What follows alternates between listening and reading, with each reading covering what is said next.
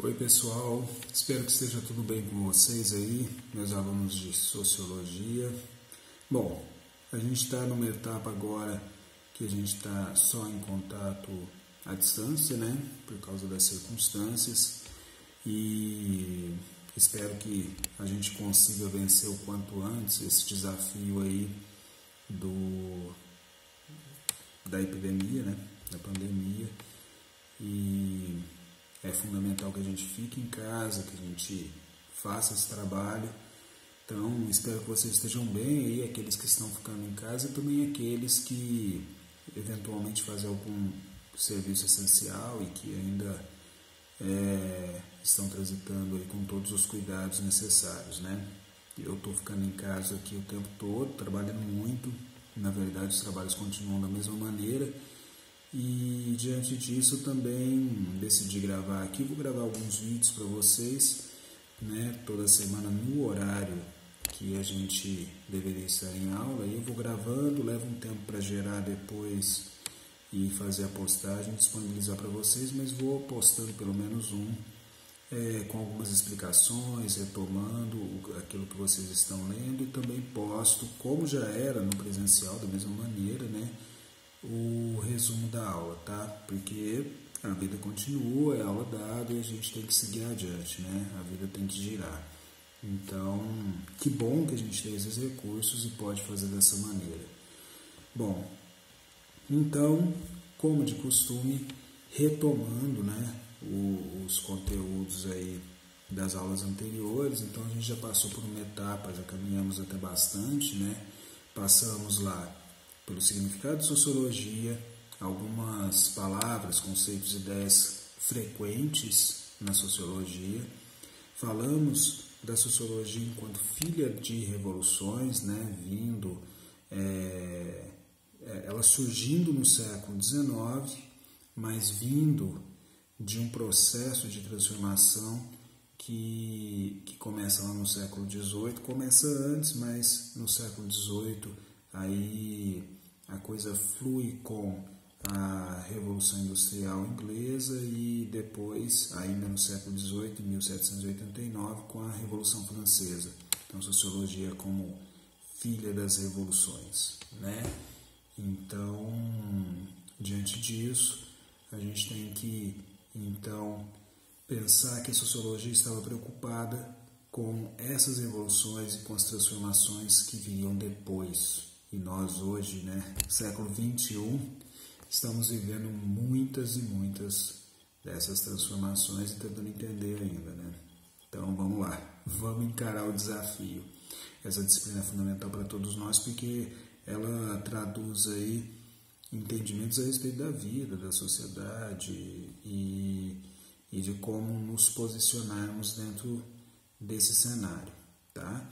Então, nesse sentido é que a gente estuda em praticamente todas as áreas do conhecimento, a gente acaba estudando, adentrando também no conhecimento sociológico. Bom, depois a gente passou para o entendimento dos pensadores clássicos, né? Vamos conhecer os pensadores clássicos da sociologia.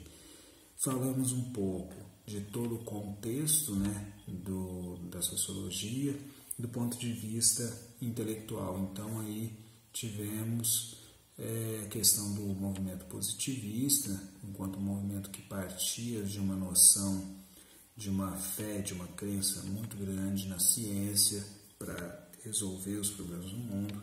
E a partir daí achava também que toda essa transformação liberal e todo esse mundo que estava se traçando tecnológico, industrial, ele traria uma prosperidade cada vez maior, porém pressupondo mudanças gradativas, né? Não grandes revoluções, porque parte-se do princípio da ordem, né? O Auguste Comte é um dos seus representantes, né?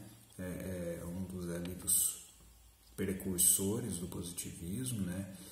E aí traduz então essa ordem com que as coisas têm que progredir, né? Então, revoluções, mudanças estruturais não eram bem-vindas. Então, a gente discutiu bastante isso já, né? Estou só relembrando, como de costume, de onde viemos, para onde vamos. Só para explicar para vocês, eu fico olhando para cima porque eu coloquei meu celular na frente do meu computador, então eu vou acompanhando para ver o conteúdo das aulas que eu já ministrei para vocês, que eu fiz e tal, para ir lembrando. Como eu faço em sala de aula, que eu coloco meu computador lá do lado, só que aqui eu estou na minha casa, ó, para quem não sabe, aqui ali é meu teclado, né, onde eu estudo música, estou aqui no quarto de estudo de música, quarto de trabalho, né, e vamos que vamos tocar aqui. Bom, só que agora nós vamos tocar o conhecimento sociológico, né? Então, a partir daí, nós fomos estudar os pensadores clássicos da sociologia. Começamos por Durkheim, né? Na verdade, a gente começou por ele, e aí, ao tratar de Durkheim, a gente falou do fato social, porque o fato social é a categoria fundamental para Durkheim, para a gente entender a sociedade. No caso, ele se colocava como o grande precursor da sociologia, e de fato ele criou as bases para o estudo sociológico, mas houve quem discordasse dele, né? Então, só relembrando Durkheim, fato social, categoria fundamental de estudo dele. A partir do fato social, então, ele analisa a sociedade. Bom, muito bem, mas o que é o fato social? O fato social, ele tem a função de manter a coesão, coerência da sociedade. Sem os fatos sociais, de acordo com Durkheim, a gente não teria essa sociedade organizada, seria algo sem regra, impraticável, tá? E por isso mesmo o fato social tem 3 características: ele é coercitivo, ele é geral e ele também é externo ao indivíduo. Coercitivo, ele se impõe, ninguém pede a sua opinião, ele se impõe, e não é só a sua opinião, é a minha, de todos nós, então ele é geral. Então, coercitivo, geral e é externo a cada um de nós. Ele vem no montante da sociedade, mas ele muda, ele não é sempre mesmo, tá?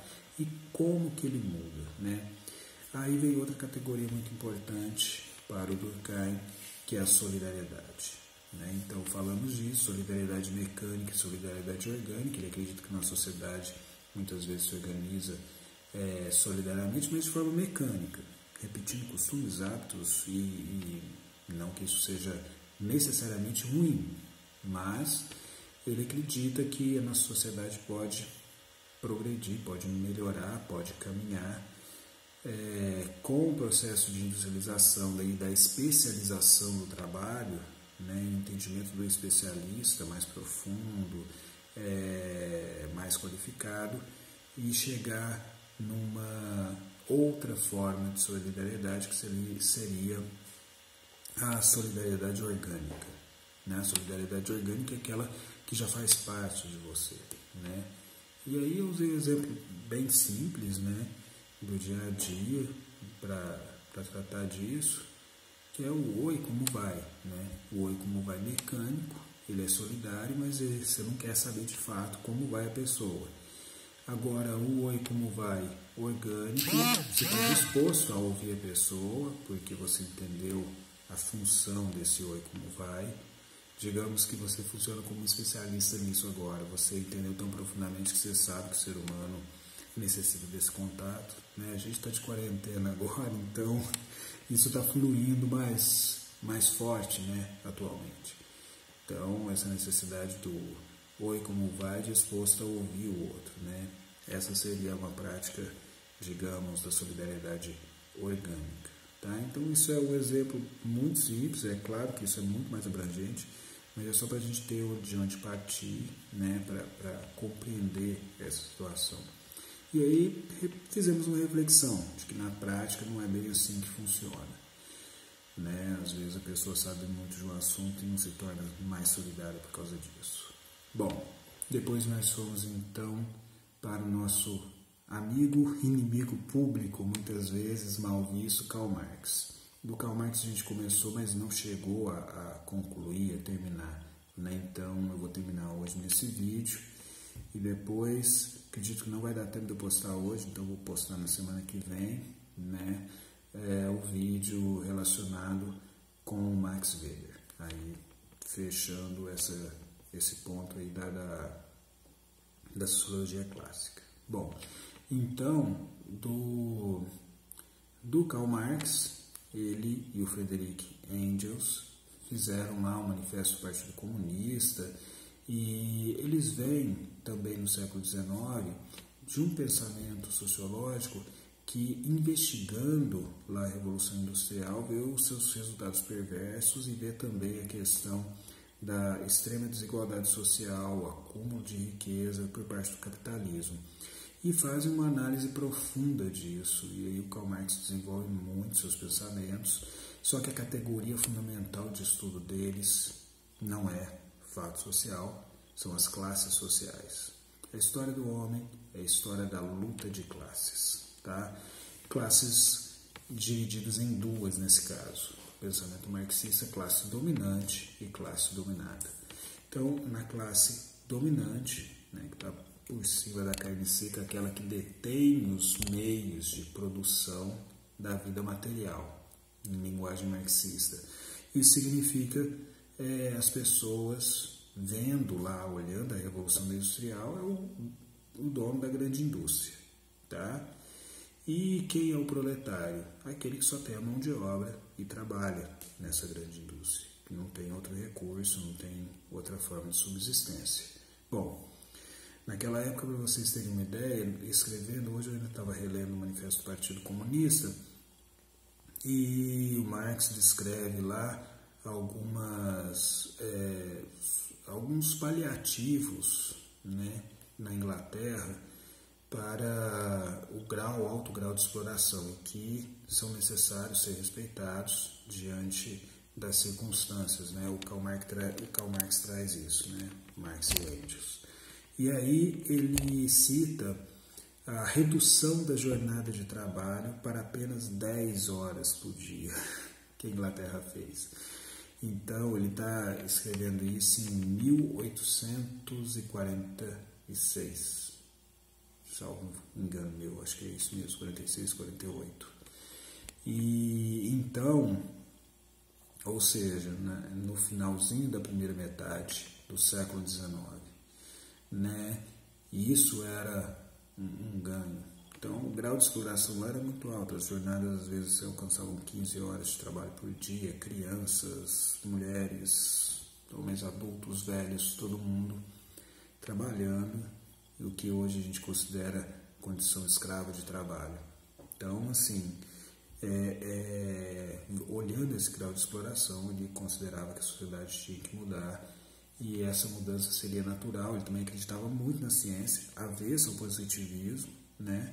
Porque ele defendia a revolução, uma mudança através da revolução, mas ainda assim ele acreditava nessa orientação aí. Pessoal, vou ter que gravar assim direto, senão não vai dar tempo de eu falar tudo, então esse vídeo vai ficar um pouco mais longo, prometo que nos outros vou tentar fazer mais curto, tá? Mas é importante, a gente tem que caminhar com conteúdo. Então, eu vou tratar de algumas categorias marxistas aqui que são fundamentais, tá? Então, primeiro, essa explicação geral que eu já havia dado, que eu estou só recuperando. Luta de classes, classe dominante detém os meios de produção da vida material. Classe dominada é aquela que só detém a força de trabalho, a mão de obra, e as relações de poder então se estabelecem dentro do mundo do trabalho, dentro da fábrica, né, dentro da indústria, porque eles estão olhando naquele contexto da Revolução Industrial. Muito bem. Além disso, tem algumas outras categorias que a gente precisa saber, tá? Entre elas, a ideologia. O que é ideologia? Ideologia é traduzida como um véu que encobre a realidade, tá? Essa ideia de véu é porque, pensa no casamento, imagina a noiva, né? Imagina a noiva com aquele véu cobrindo o rosto. O que ela vê dali? Ela acha o marido dela, o futuro marido dela bonito, né? Ela nem está vendo ele direito, né? mas ela está vendo que ela está se casando, então ela está deslumbrada com tudo aquilo, né? Mas ela está enxergando através do véu, né? Então o olhar dela tem que atravessar o véu. É assim que o trabalhador vê a vida, de acordo com Marx. O trabalhador, ele vê a vida, nós todos, na verdade, vemos a vida sob a ótica de uma ideologia. Então, a ideologia dominante faz com que a gente veja, como a noiva está vendo o casamento, tudo aquilo bonito, tal, tranquilo, né? Então, por trás daquele véu, ela não consegue alcançar tudo que está no casamento. Ela não vê a tia chata falando mal dela, ela não vê as pessoas torcendo contra, ela não vê nada além do que a ideologia, né? Do que o véu, no caso, permite. Então, diante disso, é interessante que para a classe dominante, que a classe dominada enxergue a vida como sendo boa, né? E aí, então, vem toda uma ideologia de que o trabalho dignifica o homem, de que é importante você ganhar a vida com o suor do seu rosto, só que aí o trabalhador sua o rosto e mal consegue comer, mal consegue prover as próprias condições, tá? Então o sistema econômico capitalista se impõe as suas ideias, impõe o seu jeito para acontecer as coisas e não permite que você nem sequer o questione, porque se você questionar, você está sendo alguém ingrato, né? Por que você não faz melhor então? Por que você não monta a sua própria empresa e tudo mais? Mas, pensando com Marx, né?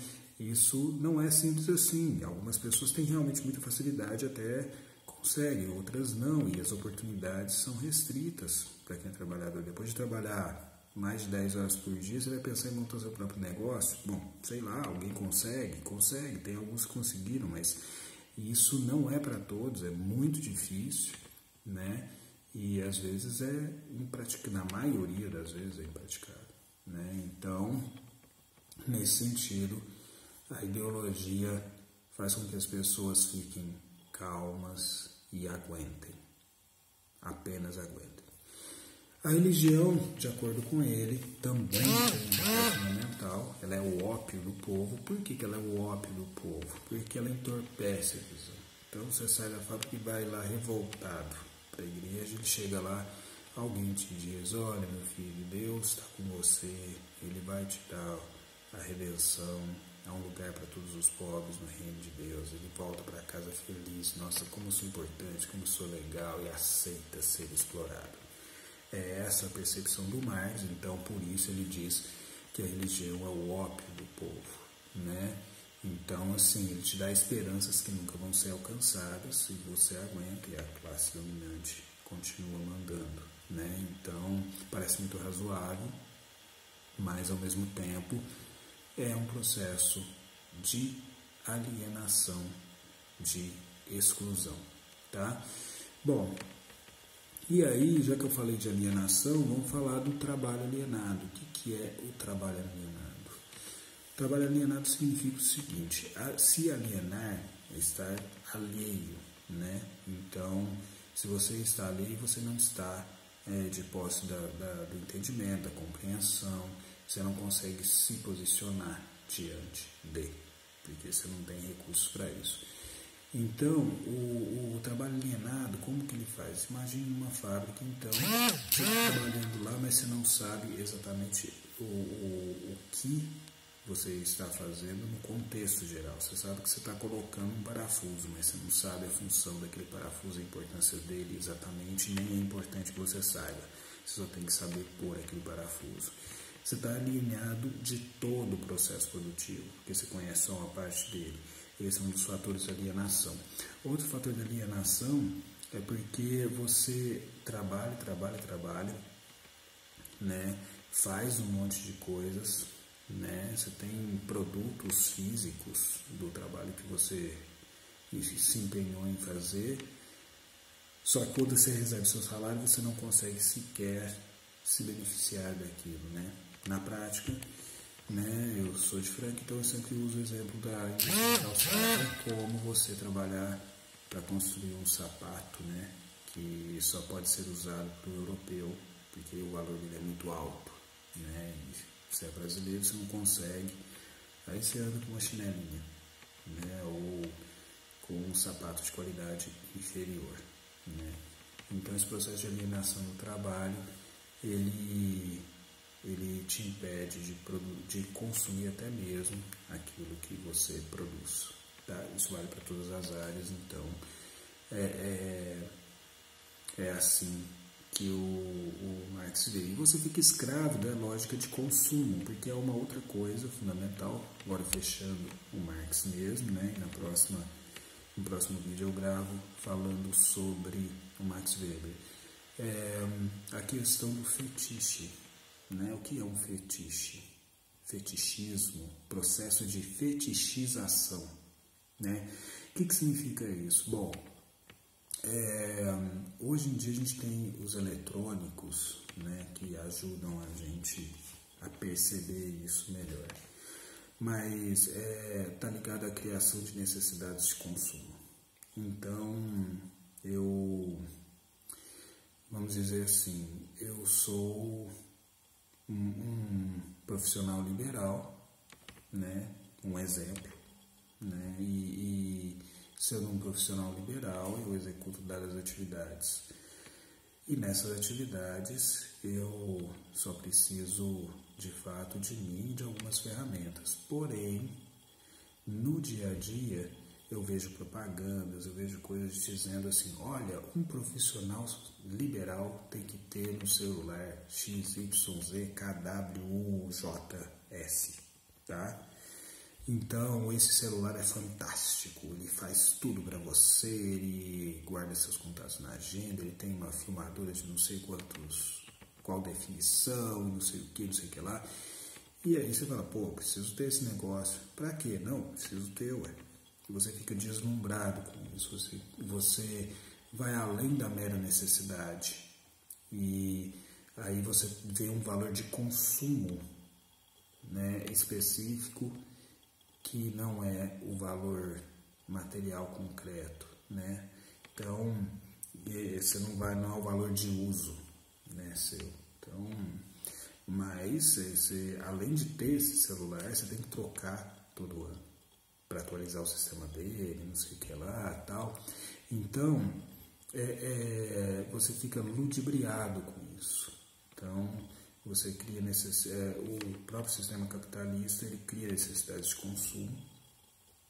E aí, diante disso, você tem um valor de consumo que é inferior, na verdade, que é superior ao valor de uso. O que significa isso?